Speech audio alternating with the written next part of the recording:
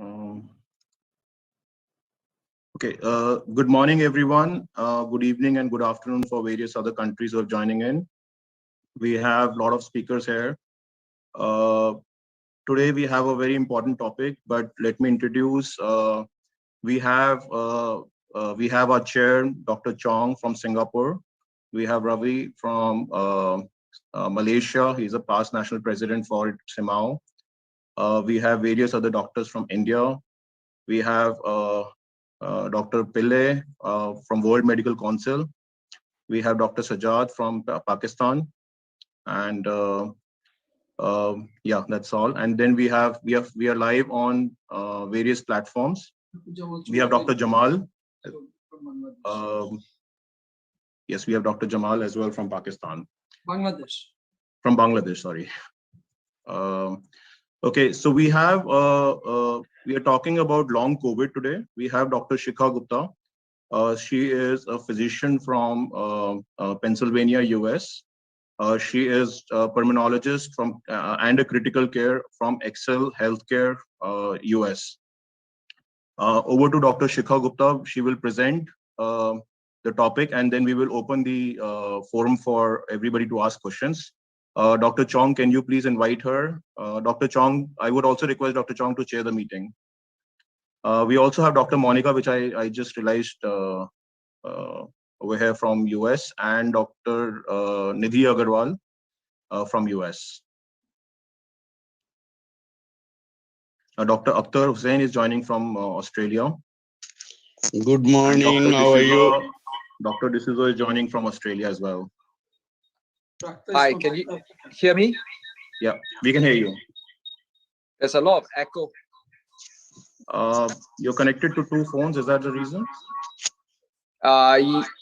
Yeah, hang on.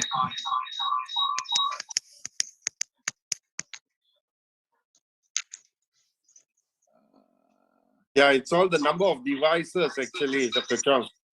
Yes. So one of the devices, you have to leave the audio.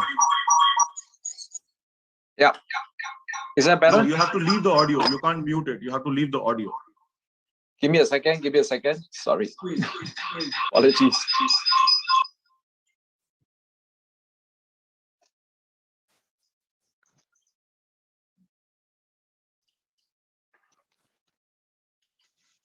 Okay.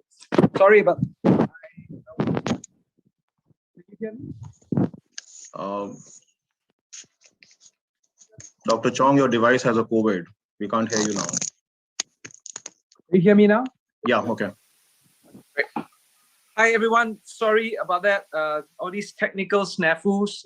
I don't have a webcam on my new computer. I just bought a new Mac Mini, so I don't have a webcam. So I have to use two devices. Sorry about that. Okay, welcome everyone, and thank you very much again for joining us on a Saturday morning for this. This must be our 60-something week. I've lost track of Zoom meetings with regards to COVID.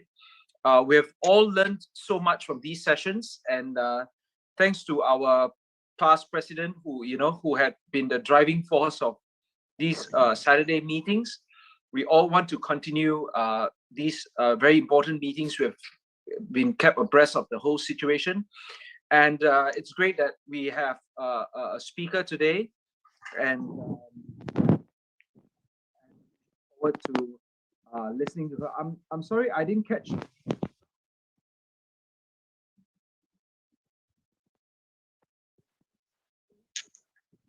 Sorry, no voice, Chong. Your audio, please do unmute.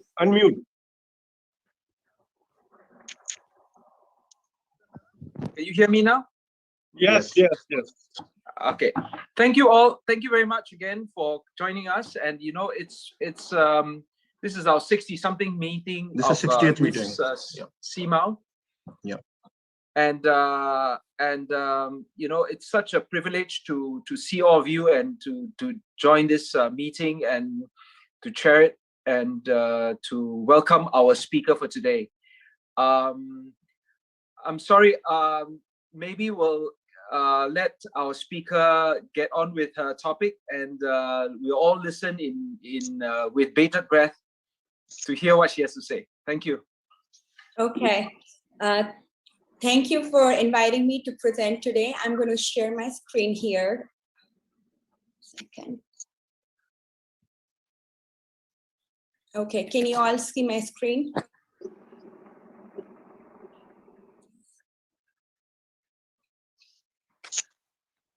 Yes, we see your screen, Shikha. Okay. So today I'm going to be presenting on post-acute sequelae of SARS-CoV2, also called PASC. Shikha, we don't see the presentation. We are only seeing your Zoom screen. Oh, okay. Great. So let's see. Shikha, share your desktop, like the whole desktop. Can you see okay, it we now? can see now. Now we can see. Okay. I just need to, 1 second, minimize this. Okay, sorry. So I'm going to be talking about post-acute sequelae of SARS-CoV2, or also called PASC. I guess is there a lot of echo happening on my end too? Or no? Okay. So before we go on to learn more about what PASC is, I wanted to share this data from the recent WHO dashboard. And as you can see that it's encouraging that overall the trend in the world, the number of cases are declining, but still we're still having a lot of cases. This is from, is there a way, can you guys see the top of my slides or no? Like this part? Yeah. You can, okay. We can start from the figure 1. We can see the first line. Yeah, but you can't see the whole heading, right? We can see till 21st, 2021. Okay. So, and this is the data till 23rd of May. And even on 23rd of May, there were still 4.1 million new cases happening and 84,000 new deaths reported. So what is PASC, or post-acute COVID-19? You guys might have heard the term long COVID, like Saurabh said, long haulers, post-COVID, et cetera, So even a year ago, when we were only a few months into the COVID-19 pandemic, there were a lot of media reports where patients were reporting having symptoms months and months after their disease onset. So how do you define PASC? So as you all know, if this is time zero, or when patients have disease onset, all patients have had exposure within the last 1 to 2 weeks prior to their disease onset. That's called the pre-symptomatic phase, where if you test them for this SARS-CoV2 PCR, that's going to be negative. From the disease onset to the next 4 weeks, this time period is called acute COVID-19. And then anything beyond 4 weeks is called post-acute COVID-19. So post-acute COVID-19 is defined as having persistence of symptoms or development of sequelae, so new or worsening symptoms beyond 4 weeks of symptom onset of COVID-19, which cannot be attributed to alternate diagnosis. It is further subcategorized into subacute COVID-19, which is symptoms that patients have within 4 to 12 weeks after their symptom onset, or chronic or post-COVID-19, which is symptoms beyond 12 weeks of disease onset. So going into epidemiology of PASC. So I know this is a busy slide, but this was the first study looking into post-COVID-19. This was from Wuhan, where they evaluated patients 6 months after their disease onset. And as you can see here, even after 6 months, 76% patients were reporting to have at least one symptom, with the most common symptom being fatigue. This was another study from Michigan looking at 1,250 patients who were discharged from the hospital 2 months after that. And of the 488 of those patients that they had enrolled in the study, 32.6% patients had persistent symptoms, or 18.9% patients had new or worsened symptoms, with the most common symptom being dyspnea on exertion that 23% patients reported. Since that time, there have been many studies looking into the epidemiology of PASC, and I'm not going to go into details of that for the sake of time, but as you can see here, there was a very high proportion of patients who were reporting at least having one symptom many weeks to months after their initial disease process. So what are the risk factors for developing PASC? So as it's a relatively new disease, we don't have established risk factors. The field is still evolving, but from what we know as of today, there are certain lab values. So if you have elevated BUN, elevated inflammatory markers like CRP, IL-6 or D-dimer levels, having lymphopenia, they saw that patients who had elevated troponin level initially were more likely to report fatigue. Certain patient characteristics were also seen. Female gender, what we don't know about female gender is it that the females were more likely to report their symptoms or whether females were more likely to develop symptoms. Having history of anxiety or depression, obesity, age more than 70 years, studies which came out of US showed that minority population like African American and Asians were more likely to develop post-acute COVID-19. The studies so far have not shown comorbidities like chronic lung disease or heart disease or kidney disease, whether those patients are more likely to develop that or not. Then whether there were any characteristics of their initial disease presentation. So patients who were more symptomatic initially, so presence of more than 5 early symptoms, those patients had prolonged course and had post-acute COVID-19. There are conflicting studies whether there was any association between initial disease severity. Some of these studies show that patients who had more severe disease are more likely to develop PASC, but a lot of patients who had only mild disease and patients who never needed hospitalization also are reporting symptoms of post-acute COVID-19.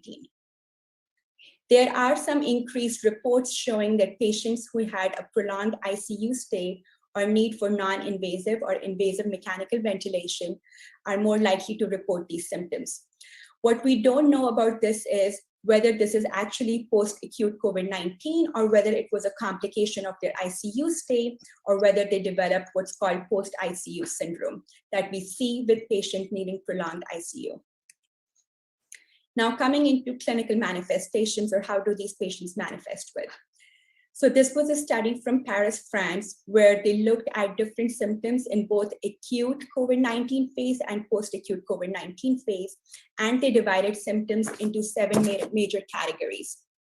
So around 73% patients reported major fatigue or exhaustion. 77% patients had some kind of neurological symptoms, which they further categorized as neurocognitive problems like having memory issues, mood or attention disorder, headaches, sensory issues like balance issues, tingling or burning sensation, swallowing or speech disorder or autonomic dysfunction.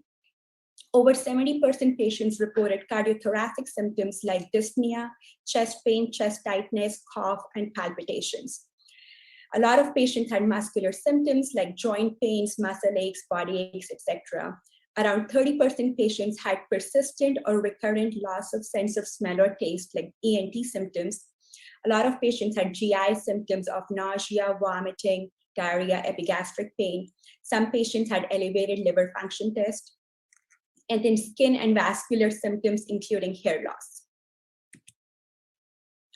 So this was a study from University of Washington. And here you can see the dark blue bars report patients who had mild illness, so were not hospitalized. And the light blue bars are patients who had severe illness. And this was a much more long-term follow-up where most of the patients were evaluated till up to 9 months. And as you can see here, even patients with mild disease, a lot of those patients had post-acute COVID-19 symptoms, with the most common symptom being fatigue. This was another study done from Germany, where they evaluated patients up to 9 months. The patients were seen 3 times at a median of 1.7 months, 4.3 months, and 6.8 months. And as you can see, even at the 3rd visit, a lot of patients still had symptoms, with the most common symptoms being loss of sense of smell, fatigue, shortness of breath, and loss of sense of taste. Many patients who needed hospitalization on the initial visit had increased risk of rehospitalization. There were two very large studies, one with more than 100,000 patients from US and another with 50,000 patients in the UK. And there was an incidence of 10 to 30% needing rehospitalization. In the UK study, they also saw that 10% patients who got discharged died after discharge. Risk factors for increasing risk of rehospitalization are older age, more than 65 years, discharge to skilled nursing facility, obesity, and having comorbidities like chronic lung disease like COPD, congestive heart failure, diabetes, and chronic kidney disease. So how do you manage this patient? The first thing is, when do you evaluate the patient?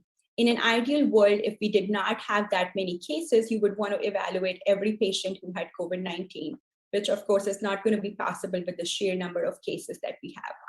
So the current recommendation is, if it's a young, healthy person who had mild disease and did not need hospitalization and is asymptomatic, that person does not need any routine follow-up. An older patient or any patients who have comorbidities with mild disease without needing hospitalization should be evaluated 3 to 4 weeks after disease onset. This evaluation can either be done as a televisit or a face-to-face visit. Patients who had severe disease needing hospitalization should ideally be seen within a week of discharge and no later than 2 to 3 weeks after discharge. If patients have persistent symptoms beyond 12 weeks, so now we're talking about patients who have chronic COVID-19 or post-COVID-19, they should be referred to COVID-19 recovery clinic. So how do you evaluate this patient? You can start with basics. Like every patient, you should go over a detailed history and examination. Your history should include what their current symptoms are, including all different organ systems, as we saw that it can involve multiple areas of the body. What their comorbidities are and whether their comorbidities are well controlled or not. Medication history of what medications they're on, and getting hospitalization records. Hospitalization records are important. So like if they had received monoclonal antibodies or plasma, then you want to delay their vaccination by 3 months. If the patients are still on steroids, then we need to work with that. If they've received immunomodulators, they could be at increased risk of infections. Then almost all patients should undergo basic labs, like getting a complete blood count with differential, renal function, liver function, and coagulation panel. Based on what their symptoms are, you can do further lab work. If you're suspecting a cardiac disease, you can get a BNP or troponin done. If you think they might have had a PE, check D-dimer. If their main symptom is fatigue, you want to rule out hypothyroidism, check a thyroid profile.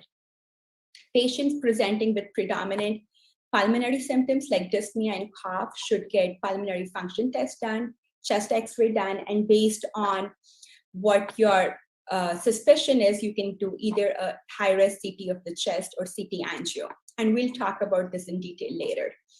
If you have cardiac suspicion for cardiac disease, then getting an EKG or echo. If they have more of neurological symptoms, then they should undergo neuropsychological testing and considering getting in CT or MRI of the brain. So as we saw that post-acute COVID-19 involved multiple organ systems, it should be a multidisciplinary approach. At least in the US, most of these COVID-19 recovery clinics are run by pulmonologists, and we'll talk about this area in detail later. If they have neuropsychiatric symptoms, they should be seen.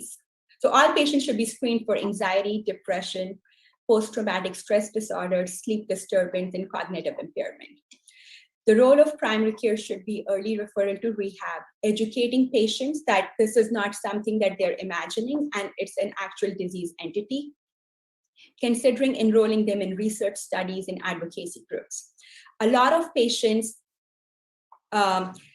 do have normal kidney function, but some patients, as a complication of acute COVID-19, might develop acute kidney injury. In case that's happened and they still have some kidney dysfunction, they should be referred to a nephrologist. We, as of now, don't have much treatments for post-acute COVID-19, but one thing that has shown to improve outcomes is referral to rehab.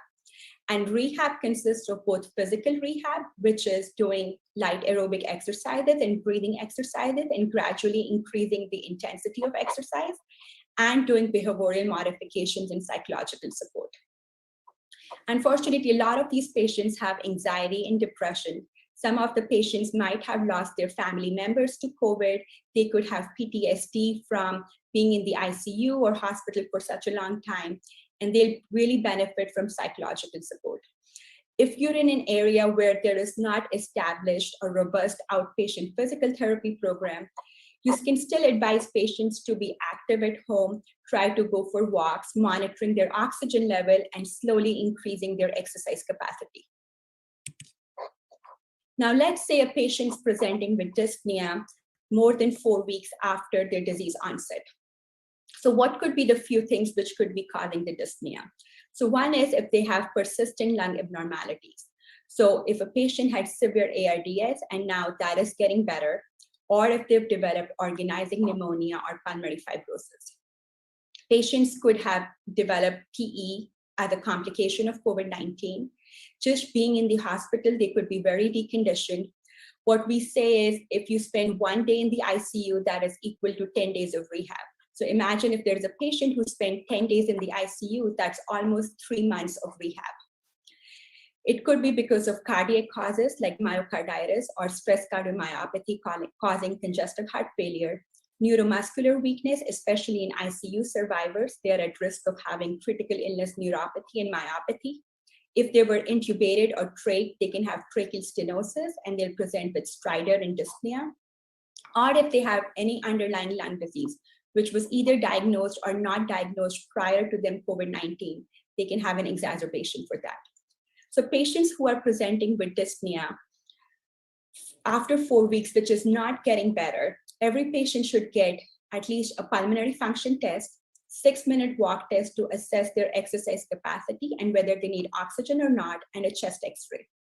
And then based on whether you want to evaluate for their parenchymal lung abnormalities, you can get a high-risk CT chest, or if you're suspecting that there's a PE, you can get a CT chest with contrast. If you're thinking there's a cardiac etiology, then cardiac evaluation. We'll talk about some of the treatments for organizing pneumonia and pulmonary fibrosis later, but for most of the other things like deconditioning, neuromuscular weakness, etc., the main treatment is referral to rehab. So for cough, there's not really that much you can do. It's mainly supportive care. You can tell them to try over-the-counter cough suppressants. There is not that much role for inhalers. Some patients can develop post-viral asthmatic bronchitis, and they might benefit from being on inhaled steroids or bronchodilators. Now, some of these patients, if they were treated with steroids, can develop reflux, and that could also be a cause of cough, so you can evaluate for that. So this table is from the same study from Wuhan, which had evaluated patients 6 months after their disease onset. And they also did PFTs and CT chest. And as you can see here, a decent number of patients had abnormalities on their PFTs, with the most common being reduction in diffusing capacity. 52% of the patients who underwent CT chest had one abnormal CT pattern, with the most common pattern being ground glass opacities. So the term for these persistent CT changes is persistent post-COVID-19 interstitial lung disease. This is a study published from UK where they saw patients 6 months post-discharge, and they saw that at least 24% of those patients had persistent parenchymal findings. Of these 24%, more than 75% had findings which could be attributed directly to having inflammation of the lungs from acute COVID-19. The most common finding was bilateral subpleural ground glass infiltrates in the mid to lower lung zones, which we call as organizing pneumonia. Some patients can develop subpleural and peribronchial consolidations, traction bronchiectasis, and pulmonary fibrosis. Very few patients had other abnormalities like PE, lung infarct, pneumonia, lung nodule, etc. So these patients who had this organizing pneumonia or ground glass infiltrates, and if they had persistent symptoms, these patients with steroids. So you gave them prednisone 0.5 milligram per kg, weaning them rapidly over 3 weeks. And this figure here, you can see what the average dose of steroids used was. And in almost all patients who had predominant ground glass infiltrates, they saw improvement both in their radiographic findings and on their PFTs. So this is one of their patients. You can see here there is subpleural ground glass opacities. And this was his CT after 3 weeks of prednisone. And there's a lot of improvement on ground glass opacities. And here you can see there's improvement in their pulmonary, in their FVC, diffusing capacity, and coefficient. So some patients might not have ground glass opacities, could have already developed pulmonary fibrosis. This was a case report from Michigan published a few months ago. And you can see here, in addition to the ground glass opacities, there is a lot of traction bronchiectasis, which is a marker of pulmonary fibrosis. So this patient at 12 weeks, the patient was already getting steroids. And then at 12 weeks, they started the patient on pirfenidone. And this is his CT after 5 weeks of pirfenidone. And you can see that there's a dramatic improvement in radiographic findings. Patient also had symptomatic improvement, was initially needing heated high flow oxygen and BiPAP. At the time of publication, more than 2 liters of oxygen. In the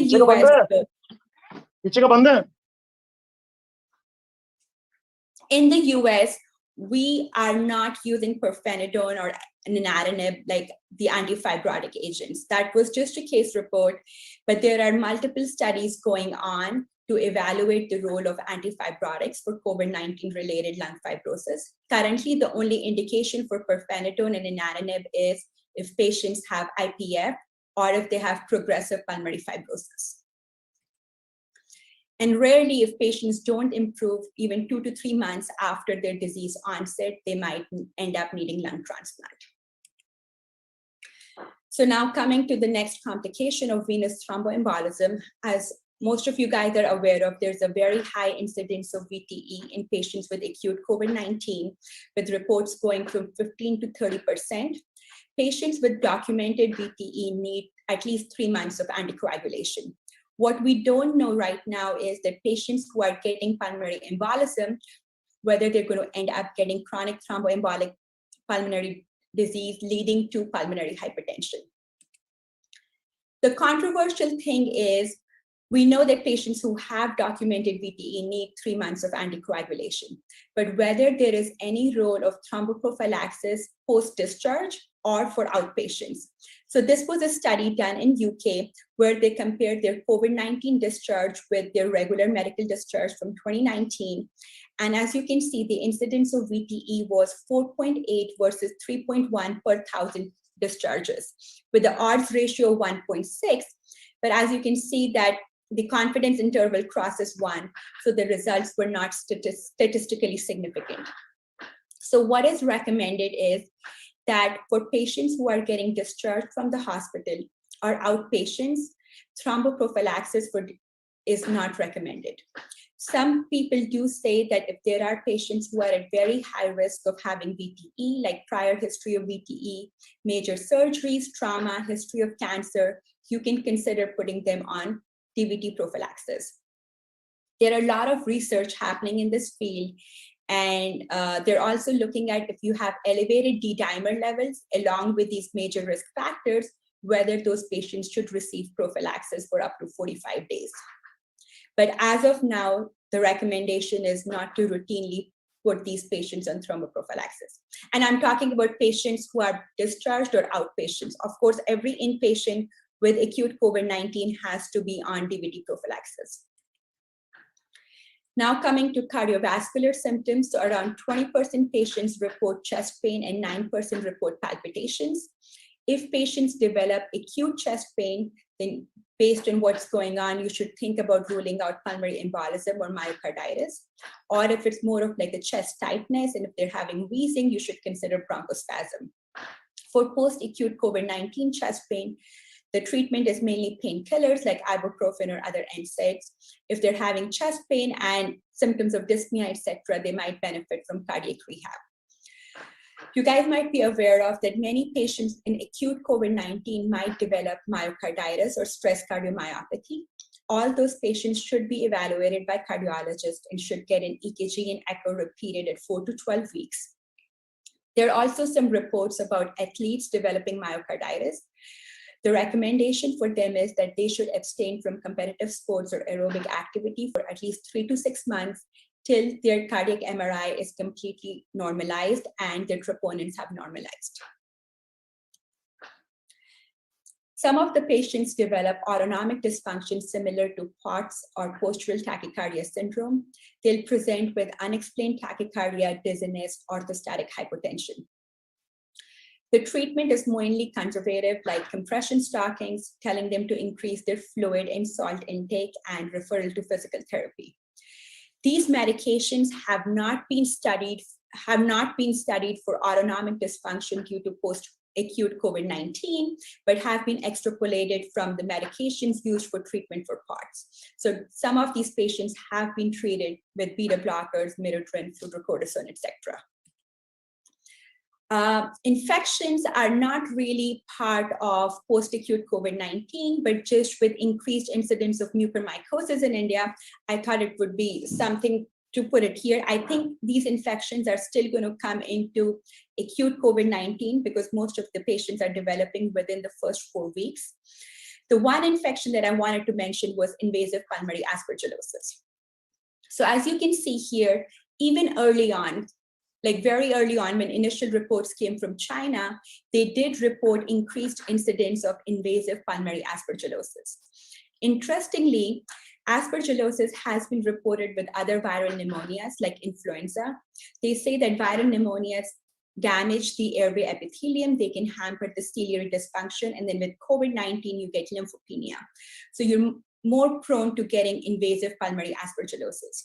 Since the initial reports from China, there have been many studies from Europe and US also reporting invasive pulmonary aspergillosis. It's a little bit controversial because some people say that it's not invasive pulmonary aspergillosis, but it's more of a colonization. But to be honest, because these patients are so sick, so if you do isolate aspergillus, they have a positive galactomannan, they're all treated with voriconazole or similar antifungal agents. So for sake of time, I'm not going to go over all these complications, but as we talked about, patients can develop neuropsychiatric problems. They can, some patients rarely can have acute kidney injury leading to chronic kidney disease. They can have GI symptoms like nausea, vomiting, diarrhea, and some patients can have persistent liver dysfunction, musculoskeletal, and dermatological like hair loss. So in the US, a lot of in fact, I think almost all healthcare systems have started with what's called COVID-19 recovery clinic. This is a template of COVID-19 recovery clinic from Yale University. And this is more of a detailed thing because in addition to the clinic, it's also research and registry that they're making. But I thought if any of the countries want to start with this clinic, I can go over this in a little bit detail. So the referral pathway for the clinic is any outpatients who are having symptoms or patients at discharge are getting evaluated. Most of these COVID-19 recovery clinics in the US are being run by pulmonologists. So the first visit here is a telehealth visit done by a pulmonologist where you assess for symptoms and you assess if there are any extra pulmonary complications needing referral to other subspecialties. And because it's also a registry for research purpose, there are a lot of extra diagnostic testing happening. But most of these patients undergo high-risk CT of the chest, PFT, 6-minute walk test, and routine labs. Then the second visit is a face-to-face visit with the pulmonologist, and they're also assessed by physical therapy and occupational therapy. They're screened for neurocognitive changes, mental health disease, etc. And if they have any extra pulmonary complications, then they're referred to subspecialties. Then these patients are evaluated again at 3, 6, and 12-month period. They are all undergoing physical therapy, occupational therapy, and pulmonary rehab. They're getting PFTs and 6-minute walk tests done at 3, 6, and 12-month interval. And based on what other stuff is going on, they can get a CT angio of the chest, echo, etc. Then if the patients become asymptomatic, they're discharged from the clinic, and patients with persistent symptoms continue to be seen in the recovery clinic. So as with most things related to COVID-19, even with post-acute COVID-19, we have more questions than answers, but a lot of research studies are undergoing both in the US and outside the US, and hopefully we'll have more answers than questions soon. So in the end, to summarize what we know so far, so long COVID or post-acute COVID-19 is patients who are having symptoms, either persistent symptoms or new or worsening symptoms more than 4 weeks after their initial presentation. Here are the risk factors. So if they had more than 5 initial symptoms, elevated inflammatory markers, elevated BUN, older age, females, some pre-existing comorbidities. Then, as we talked about, the symptoms fall under multiple organ system and they should be evaluated in a multidisciplinary manner. The main treatment right now that we know works is rehab for the patients, but a lot of research is going on. Thank you. Thank you, Dr. Shikha. Before Dr. Chong can speak, I would like to acknowledge the presence of Dr. Alvin from Hong Kong, Dr. Angelica from South Africa, Dr. Meenakshi from India, Dr. Rohit from US, and that's it. Dr. Chong, can you open the forum for the questions? Thank you, Dr. Gupta, for that great presentation. Thank you. I just have a question before I open it to the floor. So it looks like there is a syndrome as well as obvious complications post-hospitalization. Is that right? So it's not just post-hospitalization. So even patients who had mild disease never needed hospitalization. Basically, the syndrome is that even after 4 weeks of their initial disease presentation, patients are still symptomatic. We've had patients even months after their initial presentation, they have symptoms, and they could be vague symptoms of feeling fatigued, their exercise tolerance not being back to what it was prior to them getting COVID, still having dyspnea. Patients who initially had loss of sense of taste or smell, they still have those symptoms, and many other vague symptoms that patients can have. So if it's in the first 4 weeks, we still consider that as acute COVID. But if it's more than 4 weeks, then it's called post-acute COVID-19. Okay, thank you very much. Yeah. And thanks for the answer. And I'd like to open the questions to the floor. Anyone has any questions for Dr. Gupta? Dr. Gupta, can you just tell us that you have shown that this is more prevalent in the African American, Asian, and other races? So is there any correlation between this? Or we heard that they are more affected, actually more infected also. So what is the relation between those infection and this post-COVID symptoms? Can you just relate it? Yeah, so as of now, because the disease is so new, we don't know if it is just that these patients are getting more severe disease or because, and that's more of the data from the US where these are minority populations. And unfortunately, during the COVID-19, a lot of data has come about disparity in care between what the care minority patients are getting and what other patients are getting, and whether those patients were not managed properly or they just had risk factors for having more severe disease, and now they're ending up having more of these post-acute COVID-19 symptoms. Like a lot of these minority populations are obese, so obesity is a risk factor.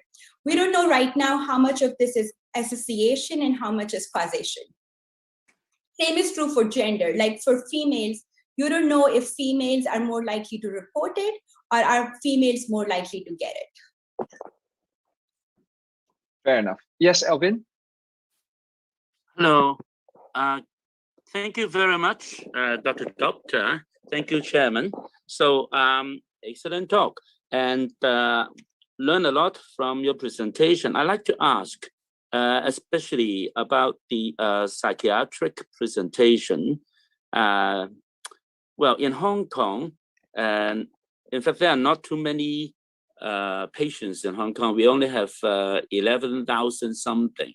And many of those, 200 and about 15 had died, and most of the others had recovered, and most did not have a lot of severe physical derangement of their health, but some had felt they were still stigmatized.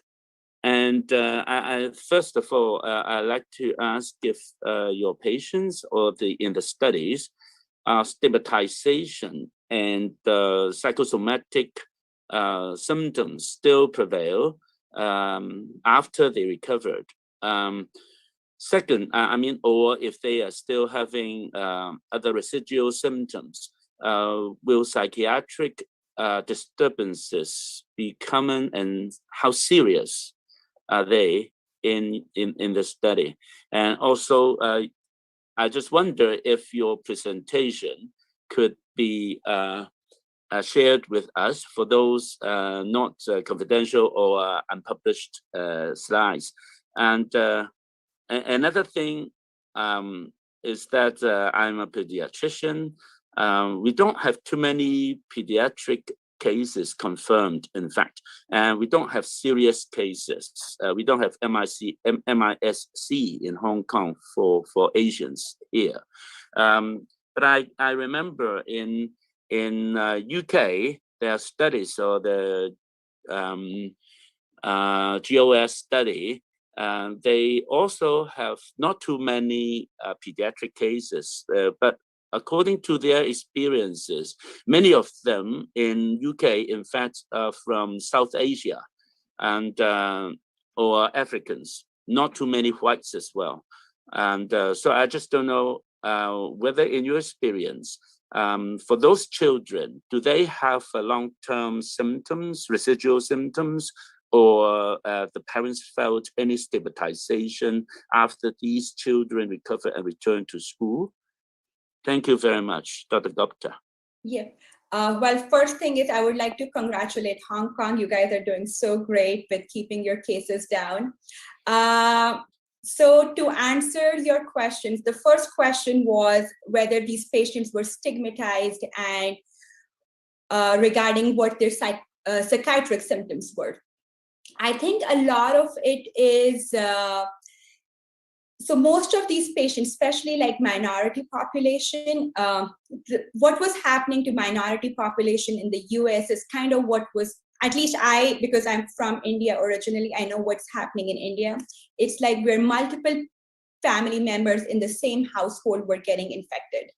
And a lot of people were getting hospitalized. There was a very high morbidity. A lot of people were dying. So I think there's a very high incidence of PTSD in these patients.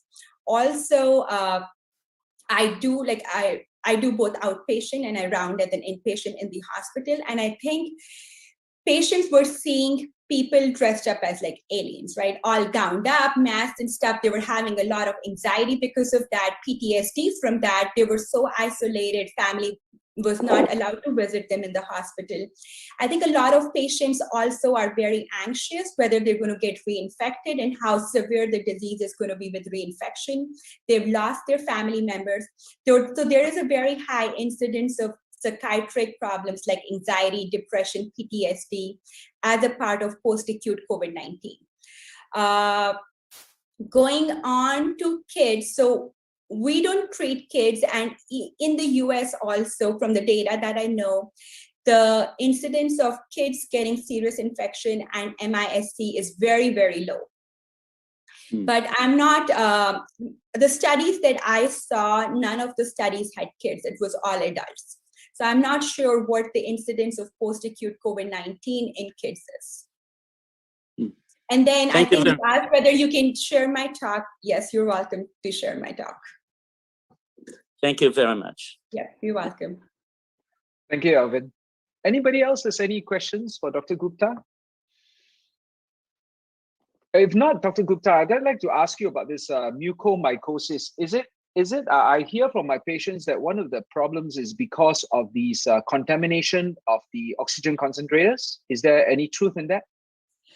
So I, to be honest, do not know that much data on mucormycosis.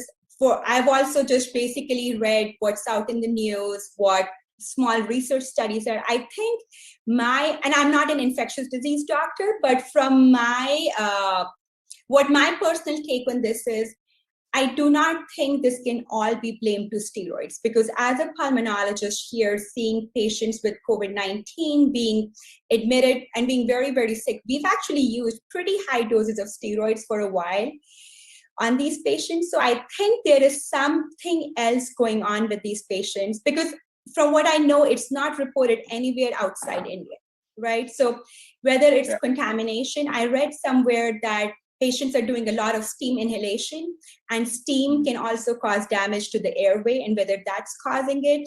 I think it's more of a multifactorial thing, but I don't think they know as of now what exactly is causing it. I think steroids are contributing to it, but I don't think we can blame steroids for causing this mucormycosis pandemic.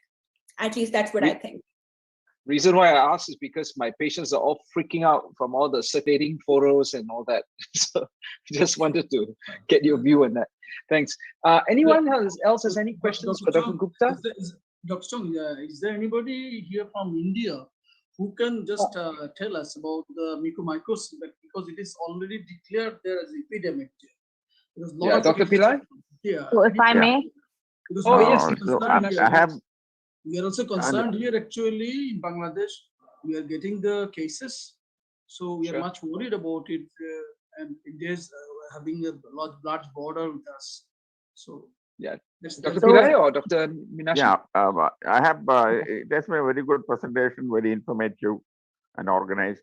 One question I would like to ask is, in these patients who come with sequelae, what is the percentage of the patients who are RT-PCR positive, and what is the antibody status of these patients who come with the complications?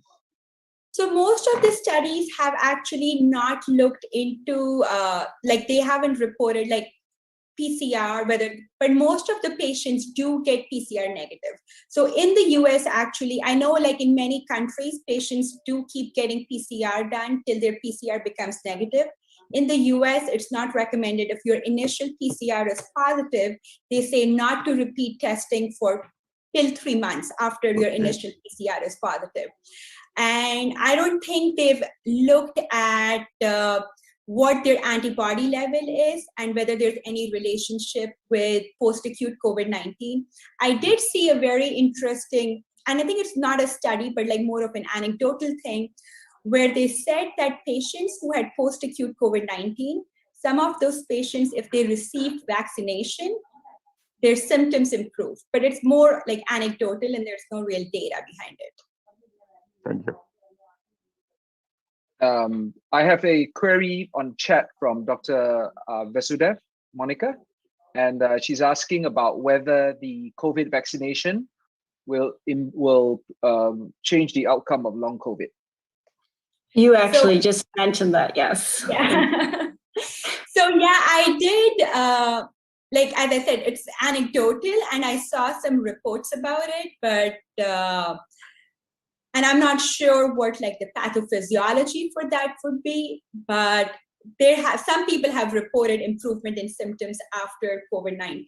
And I don't know if those symptoms which improved, whether those were more of like neuropsychiatric symptoms, like if they were anxious and then their anxiety improved, I'm not sure. I see. In that case, if they had mild COVID, if they had a very mild COVID, would it be also then, would they not have, would it reduce the chance of having long COVID then?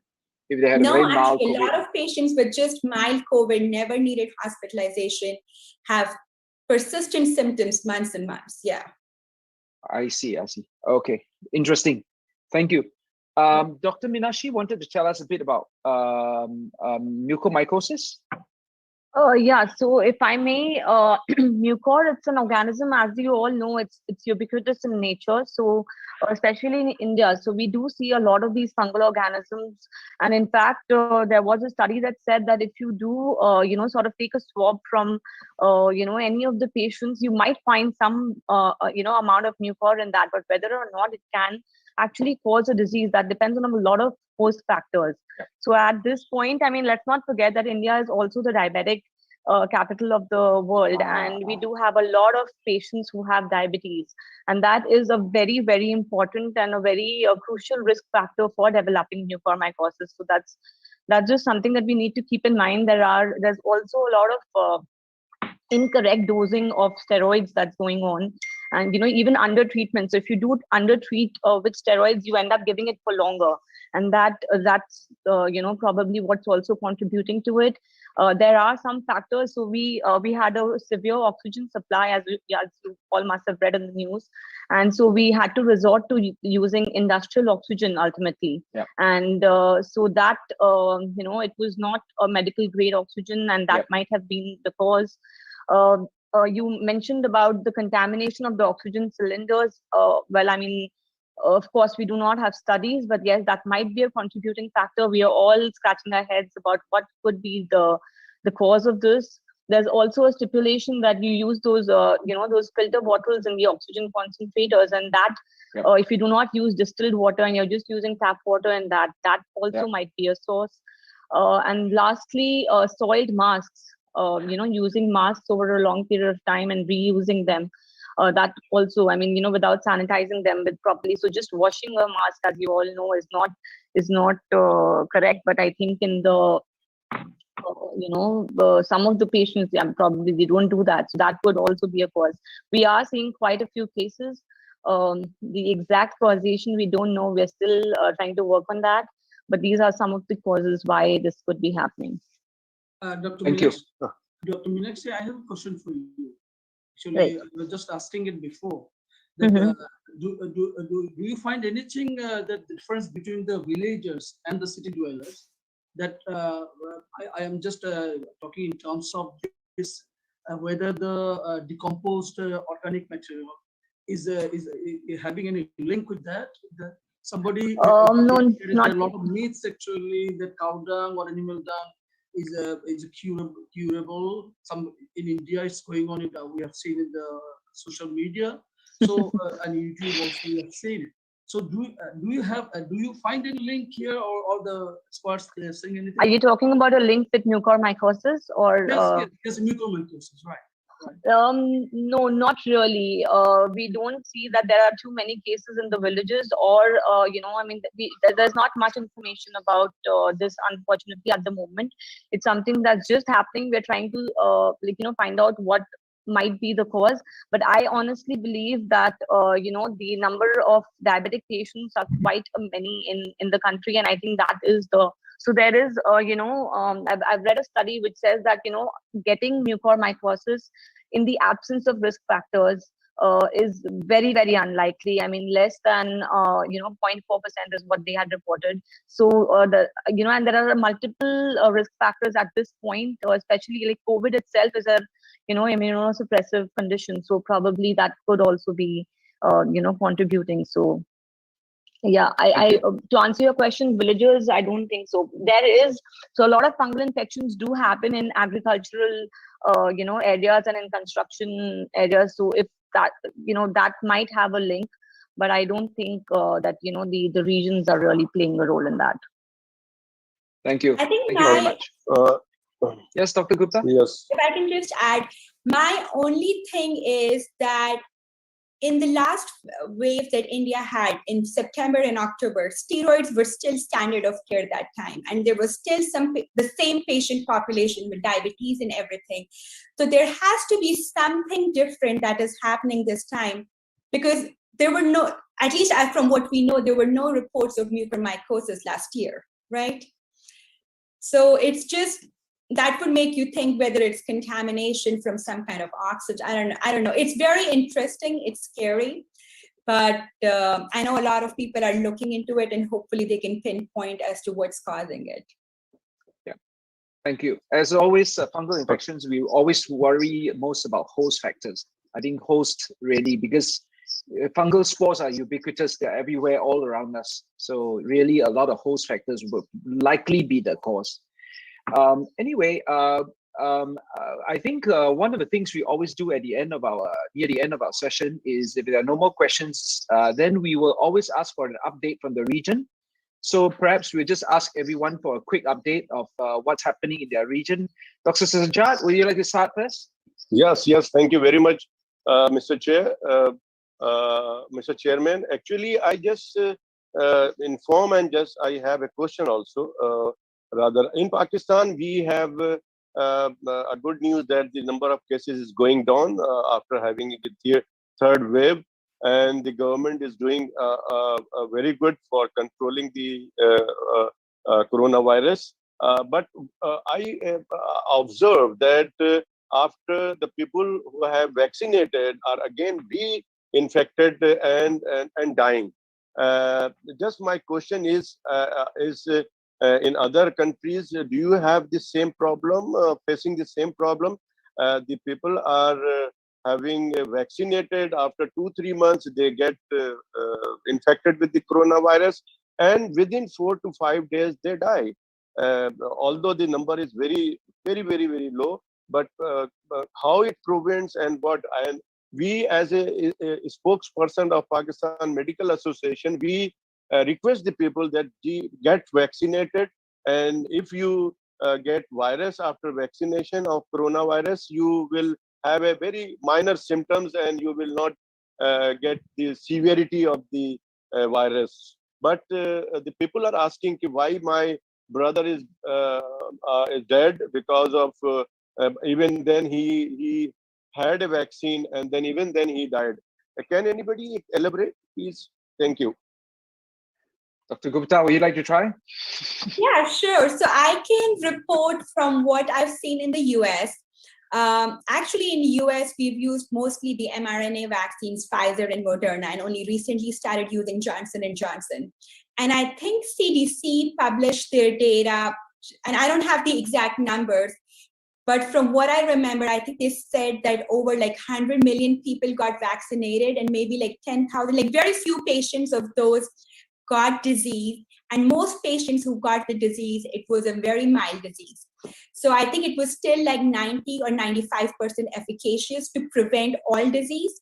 And in most patients who got the disease was very mild disease. I think it was less than 1% who had even severe disease needing hospitalization or death.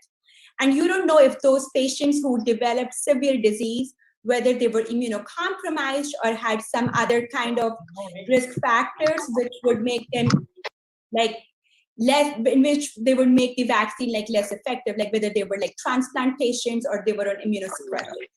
And I think for other vaccines like AstraZeneca and all, unfortunately the efficacy is not 100%. And like AstraZeneca was around 70%, and with the variants, the efficacy goes down. In most patients, still the vaccine would cause the disease severity to go down. So I think the message to the public should be is that in most patients, it is going to decrease the disease severity. But yes, there are going to be some patients, especially patients who are immunocompromised, who could develop a severe disease. So they should Monica, do you have to be vaccinated. Thank you, Dr. Gupta. Monica, would you like to say something? Yeah, I'm just going to add to that. I think in addition to the immunocompromised state, it's also an issue of comorbidities, which may not be immunocompromised state. And I also think this is an issue of variants. Now, if you're looking at your mRNA and the sequence that's involved, I mean, the beauty of those vaccines is that we'll be able to update them based on the changes in the mutations that are found in the spike proteins. But I think what you're seeing regionally across the world in terms of vaccine breakthrough cases might be a function of viruses, the variants itself. It's going to be the efficacy of the vaccines that are being used. And then it's going to be the prevalence of the underlying medical conditions that are, at a higher prevalence in those areas. And it may not be just immunocompromised. I think there's comorbid factors that are also playing a role. I do have another question for you too, since I'm asking, and that is when you're evaluating these patients with long COVID and you are doing the 6-minute walk test, you're doing the high resolution CT and you're doing the PFTs, and those patients who are presenting with dyspnea, what fraction of them are you actually seeing some pathology in any of these tests? Are they coming in with dyspnea and then these tests are coming out normal? Or are you actually seeing that there is going to be some abnormality in their high resolution CT, et cetera, that you had mentioned in the evaluation of those patients? Thank you. And by the way, it was a great presentation. Thank you. In my personal experience, and most of the patients, and we do see every post-COVID, in the institute that I work, every post-COVID-19 patient does not come directly to a pulmonologist. But in my experience, most of the patients that I'm seeing who are still profoundly dyspneic, and especially if they still are needing oxygen, they do have PFT abnormalities and they do have abnormalities on their CT. The important thing is how much recovery has happened from their initial scans. So as an outpatient, most of the patients do not have that much abnormality, but I also working in the hospital and rounding in long-term acute care facility. And I have I can tell you almost every week that I'm there, I have at least 2 or 3 patients who've had COVID back in November or December. So many months out, still having a lot of ground glass opacity and a lot of patients having pulmonary fibrosis. Unfortunately, as you know, in the US, you cannot use any medication which is not FDA approved. I know in India, patients are getting pirfenidone and stuff. We are not using anything. We're just, if they have ground glass opacity, we treat them with steroids, or if they can be enrolled in these studies, which at least I don't think in Pennsylvania, there are that many studies looking at antifibrotic agents. And then most of the patients are unfortunately not even strong enough to get lung transplant. They're too deconditioned or they have other comorbidities. Dr. Gupta, just a quick question. There's this organizing, I remember one of my patients had BOOP, bronchial obliterans, yes. And were on steroids for a year. Do you see this sort of situation where you had to give steroids for a year for organizing pneumonia? Yep, so we usually don't give it for a year. In most patients, you wean it off within 6 months. And most of the patients who would need, most patients who have what we call as COP now, cryptogenic organizing pneumonia, which was called BOOP before, most of those patients need steroids for 4 to 6 months. Okay. But in the organizing pneumonia study, which was done on post-acute COVID-19, they only gave steroid for 3 weeks. That's right. I was a bit puzzled why 3 weeks versus a much longer period. Thank you. Right, but in my clinical experience, I have to say that I've given steroids for much longer than 3 weeks. And I've had patients who have recovered. The main thing is, as far as they had ground glass, they would recover. But once they start developing pulmonary fibrosis, then steroids don't really work. Yeah, that's right. Thanks. Dr. Sajjad, yes, Dr. Chaudhary, maybe Dr. Chong, you'd like to, yes, sure. Dr. Sajjad, because actually what I feel that Dr. Sajjad in Pakistan, they are using mostly Sinopharm, I think so far. Sputnik probably less number. So you don't have this AstraZeneca vaccine Oxford, I think so far. So we are also starting the use of Sinopharm here. So Sinopharm is having only just efficacy is only just above 50%. So maybe more infections you may get there, and I don't know even the mortality about the mortality also. I don't know about the Sinopharm. What is the So Dr. Jamal, we have Sinopharm and Sinovac and AstraZeneca. AstraZeneca given to above 40 age of patient. So we are using this, but the WHO have recognized the Sinopharm. And the report says that its efficacy is 87%. I don't know what. No. This is actually in Brazil. They have done it. It's only just above 50%. Sorry, Jamal. Yeah. That is CoronaVac from Sinovac. Sinovac is in Brazil, and that was 50%. But Sinopharm has 80%. Okay. Yeah. recently there was excuse me, but I think recently there was a study that just came out on Sinopharm in JAMA, and the results were pretty decent. I remember it was about 80%. So Yeah, quite a decent, 78%. quite a decent performance by Sinopharm actually. Sean, can you repeat how much percent you have said? I remember it was 78%, if I'm not mistaken. Okay. Two cohorts. Fine. For the Beijing group is 78%. Yeah, so 78%. another group from Yunnan or Suzhou is 72%. Wuhan group is 72%, but Beijing group was 78%. But anyway, it's more than 50%. Okay, that's good. Yeah. So Jamal, maybe while you're on the line, maybe Jamal, maybe you'd like to tell us about what's happening in Bangladesh, so we can quickly round up everybody's what's happening in their home countries. Thank you. Actually, Bangladesh is observing the lockdown also, but it's very loose actually. But we are concerned about our border areas where several districts are having a lot of infections, and its a positivity rate is more than 50%, 60% like that. So we are very much concerned because it is the one that is Indian variant, which I say 617, like that, and so we are very much concerned about this spreading of these infections throughout the country. We're much concerned. So vaccination at present is going on with the Sinopharm, just started, and it will continue. It will have a Sputnik vaccine also, although WHO didn't recommend for that still. So we are not getting the Oxford AstraZeneca, and near about 1.3 million people will not get the second jab of this Oxford vaccine. So that is also a concern here. And now the infections in other areas other than the border areas are lessened actually, the number of infections. So anyhow, I don't know, today is the last day of government decision, then whether they will extend this sort of loose loose lockdown, I must say, everything is going on. So that's the thing actually here in Bangladesh. Thank you. Thank you, Dr. Chaudhary. And Dr. Pillai, would you like to update us on India? What's happening? Thank you. Yeah, fortunately, our second wave seems to be receding. Per day, we used to have 4 lakhs of new cases. Now it has come down to 1.5 lakhs or 1.8 lakhs. And of course, the variants are responsible for fast spread of the infection, and that again is getting under control.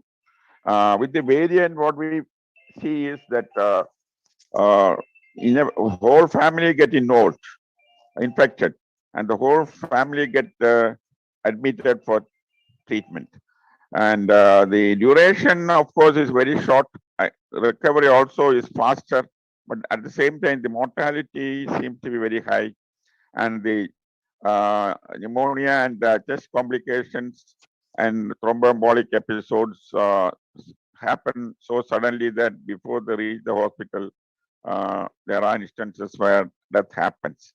And so the duration of infection is shorter, but the infectivity is higher. TPR remains to be around 20. But then definitely it is receding and it is coming down.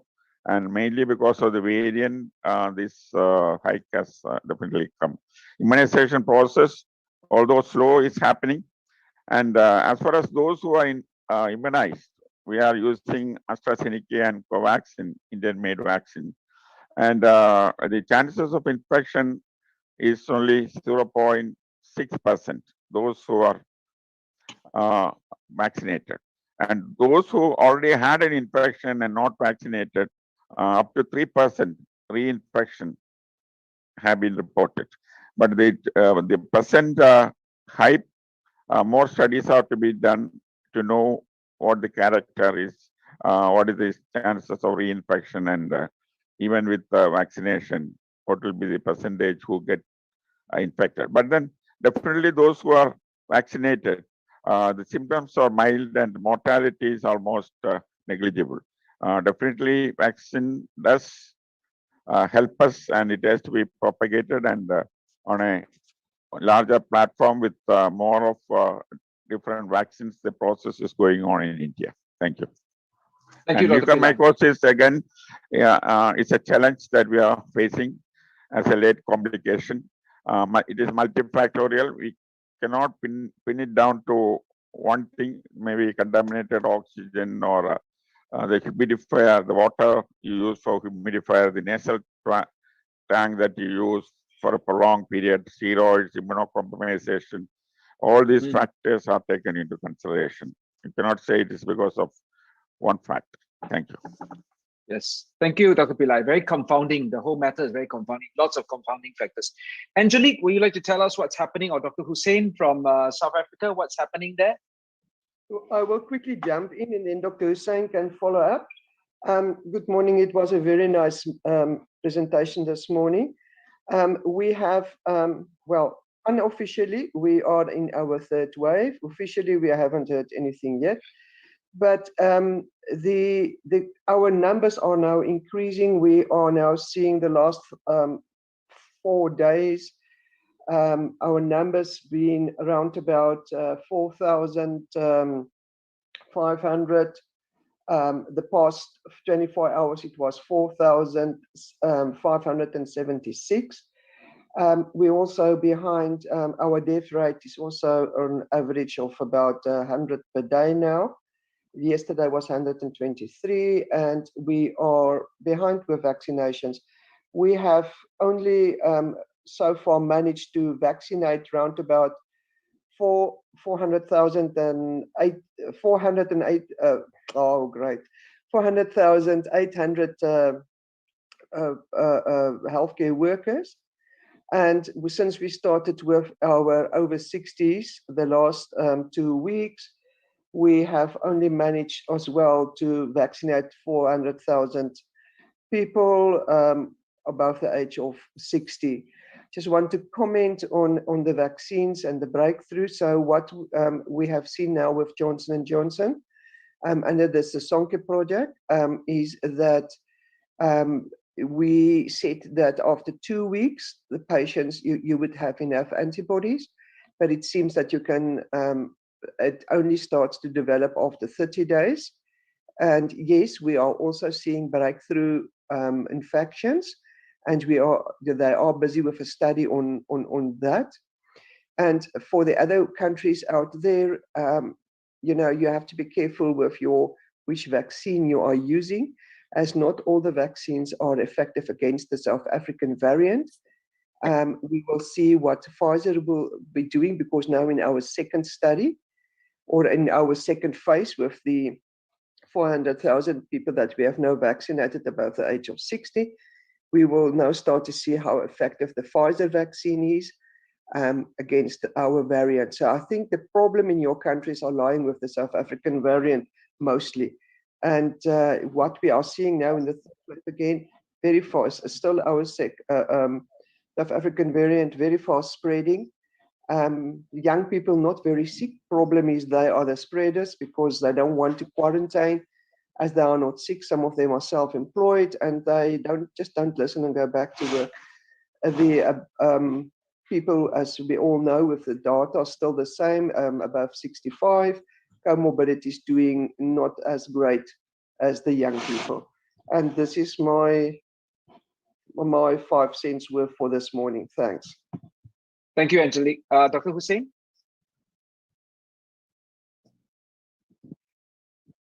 Thank you, Dr. Chong. It was an excellent presentation by Dr. Gupta, and something new learned today, and especially post-COVID clinic. I think that is very important for follow-up and long-term follow-up. In South Africa, Angelique has mentioned most of the issues and challenges.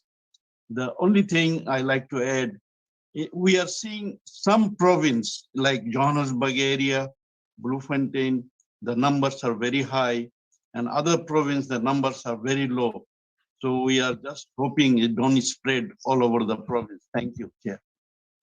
Thank you, Dr. Hussein. And Alvin? Dr. Chong, yeah, thank you. I have to jump in because I have to leave. Can I jump in? Okay, yes, thank please. you. Now, in Hong Kong, we'd like to ask all of you your expert opinion. In Hong Kong, we have 0 cases for the past week, but then we find it very difficult to boost up the vaccination drive. Many people are very hesitant here. So for already 3 months, we only had about 15% of the population vaccinated. So shameful. And now, what are the incentives to boost up the vaccination drive? Some of the experts had said that if the people had been vaccinated, they could be allowed to take off the masks in the public. Of course, not in the dangerous, very infectious places like hospitals, of course. But then in the general public, they could, some experts would suggest that after vaccination, people could be allowed to take off the masks and could be exempted from the regular testing. So after hearing from some of your updating, there are some breakthroughs after vaccination, although many of those confirmed cases after vaccinations might be mild, but still there are breakthroughs. So what do you feel, colleagues? Do you agree with our experts that who has suggested to allow those people vaccinated to take off masks and to be exempted from testing? Do you think this sort of incentives are safe? Just like to ask you, the chair, could you? I'll open it to the floor. Yeah. This difficult question. I think we're dealing with sort of like what's the word? Freakonomics, is it? You know, where you're dealing with kind of human economics and incentives, perverse incentives. Yeah. I think it's very difficult topic. Anyone has anything to say about it? Well, Doctor, thank you. So, yes, Dr. D'Souza, yes. Yeah, look, I personally think that wouldn't be a good incentive because you in Hong Kong have, had already had this issue about masking, where the medical association wanted masking, and the initial story of WHO saying no need for masking. Finally, you come back to masking.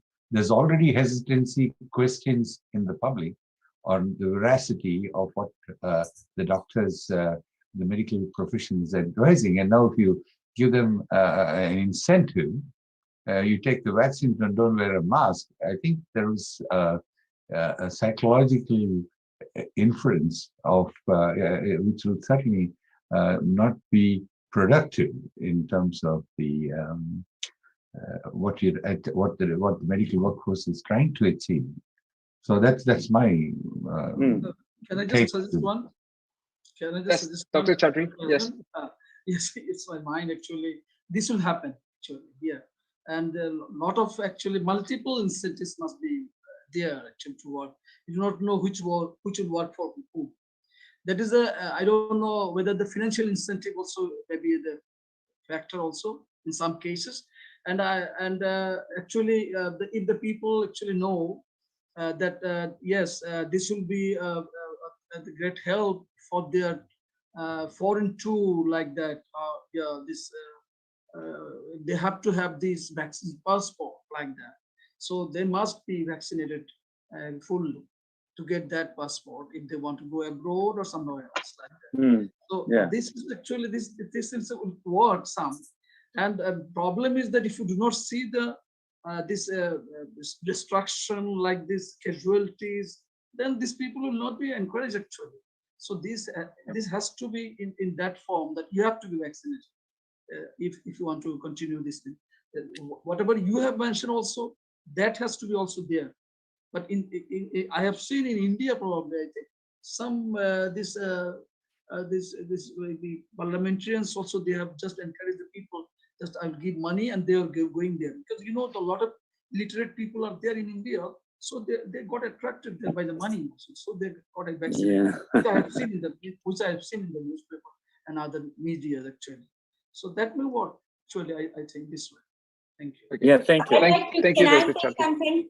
Yes, please. Please. It is actually a very, thanks for mentioning it, Dr. Chan. It's a very controversial topic in the US, despite having, I think in many states, like I'm from Pennsylvania, and more than 70% adults in Pennsylvania have been vaccinated fully. Actually, CDC, I think a few weeks ago, made the new recommendations that if you are fully vaccinated, you don't have to wear a mask, even like going indoors to the stores and stuff. And they say that the incentive for coming up with these new guidelines was to incentivize non-vaccinated people to get vaccine.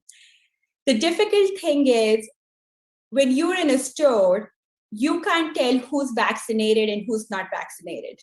And unfortunately, I feel that a lot of people who actually got vaccinated were the people who were wearing masks. And a lot of people who are not vaccinated, some are hesitant to get vaccinated, but some are those people who were not believers in COVID and never actually wore masks.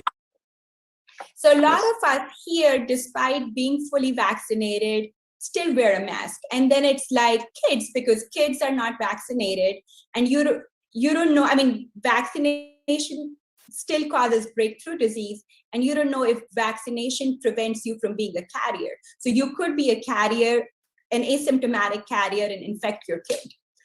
But I think a lot of universities here are making vaccinations mandatory for the college students. So a lot of like private companies might make it mandatory, but it's a very controversial topic of whether you can offer patients, like people, financial incentives or some kind of incentives to try to get them vaccinated.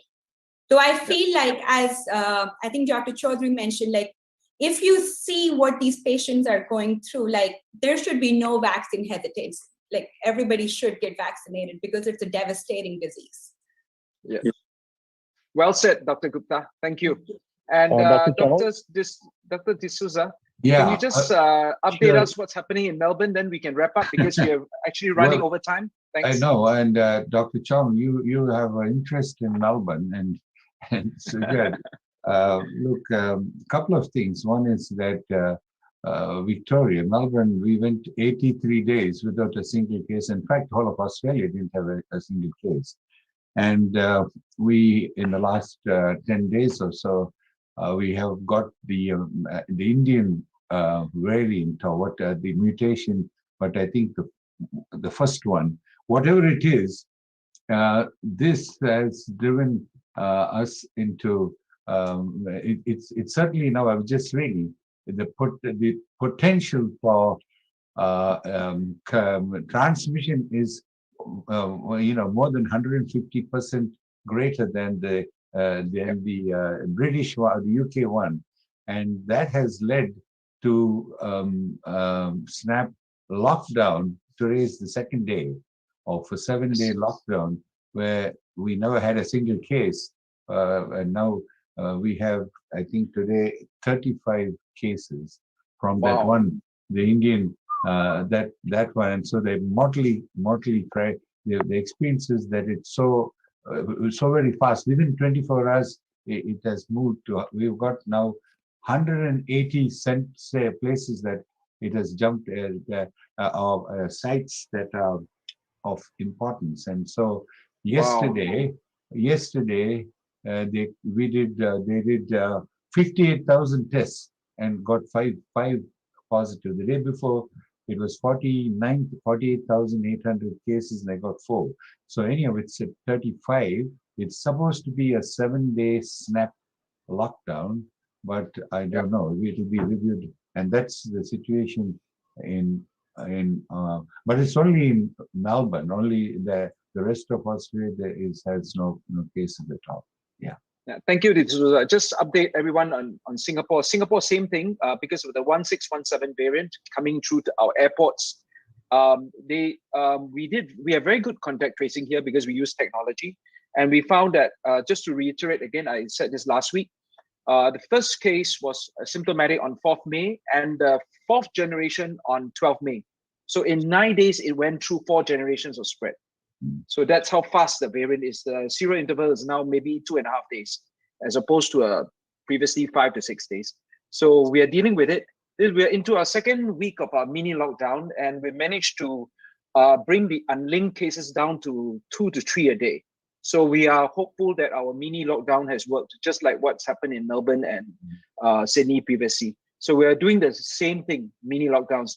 We've hit about 70,000 tests a day, and vaccine is accelerated now. We're trying to get everybody vaccinated by August, which is our national day. So that's basically what's happening in Singapore. But our mini lockdown seems to be working like what you guys did in Melbourne and Sydney. Yeah.